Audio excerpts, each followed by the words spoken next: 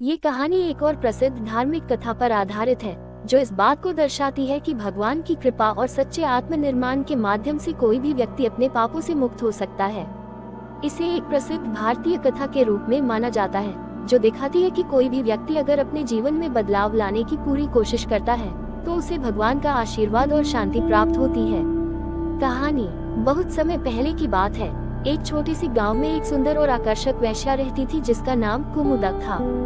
वह एक गरीब परिवार से थी और जीवन की कठिनाइयों ने उसे इस व्यवसाय की ओर खींच लिया था। कुमुदा का दिल बहुत अच्छा था, लेकिन परिस्थितियों ने उसे वह रास्ता अपनाने पर मजबूर किया जो समाज में गलत माना जाता था।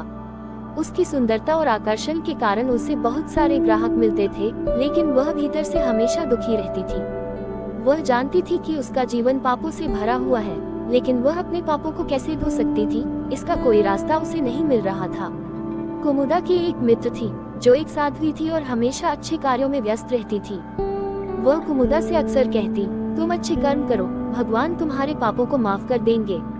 तुम्हारे जीवन का उद्देश्य सिर्फ खुद की सेवा करना नहीं है, बल्कि दूसरों की मदद करना है। कुमुदा को उसकी बातों में सच्चाई का एहसास हुआ, लेकिन उसे ये भी समझ में आता था कि उसने जो पाप किए हैं, उनके लिए उसे कितना बड़ा प्रायश्चित करना होगा। एक दिन कुमुदा अपने पुराने जीवन से तंग आकर एक मठ में गई, जहाँ एक संत रहते थे। संत को देखकर उसे विश्वास हुआ कि शायद यहाँ उसकी आत्मा को शांति मिल सकती है। उसने संत से कहा, प्यारे गुरु, मेरा जीवन पापों से भरा हुआ है। मैं कैसे अपने पापों का प्रायश्चित कर सकती हूँ?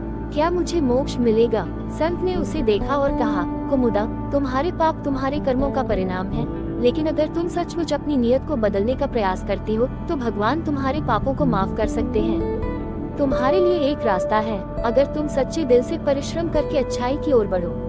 संत की बातों ने कुमुदा के दिल को छुआ और उसने ठान लिया कि वह अब अपने जीवन को बदल देगी।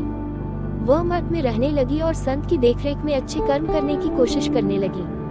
उसने अपने जीवन से पापों को छोड़ दिया और दिन रात गरीबों की मदद करने, भूखे लोगों को खाना देने और समाज की सेवा करने का वचन लिया।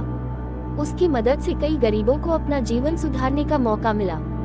धीरे धीरे कुमुदा का जीवन बदलने लगा और उसकी आत्मा में शांति आ गई। कुछ सालों बाद कुमुदा की मृत्यु हो गई। उसके पुण्य कर्मों को देखकर भगवान ने उसे अपने पास बुलाया। भगवान ने कहा, कुमुदा, तुमने अपने जीवन में जो पाप किए थे, उनके लिए तुमने प्रायश्चित किया है। तुमने सच्चे दिल से अच्छे कार्य किए और समाज की सेवा की, इसलिए तुम्हारा जीवन स्वर्ग में स्थान पाने का हकदार है। कुमुदा को स्वर्ग में स्थान मिला क्योंकि उसने अपनी सच्ची मेहनत और अच्छाई से अपनी आत्मा को शुद्ध किया था। भगवान ने उसे पूरी तरह से माफ कर दिया और उसे एक नया जीवन दिया।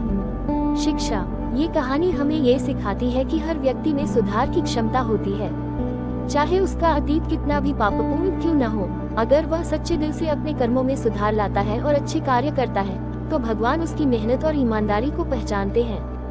ये दिखाता है कि आत्मा को शुद्ध करने का कोई निश्चित समय नहीं होता, ये हर किसी के भीतर की नियत पर निर्भर करता है।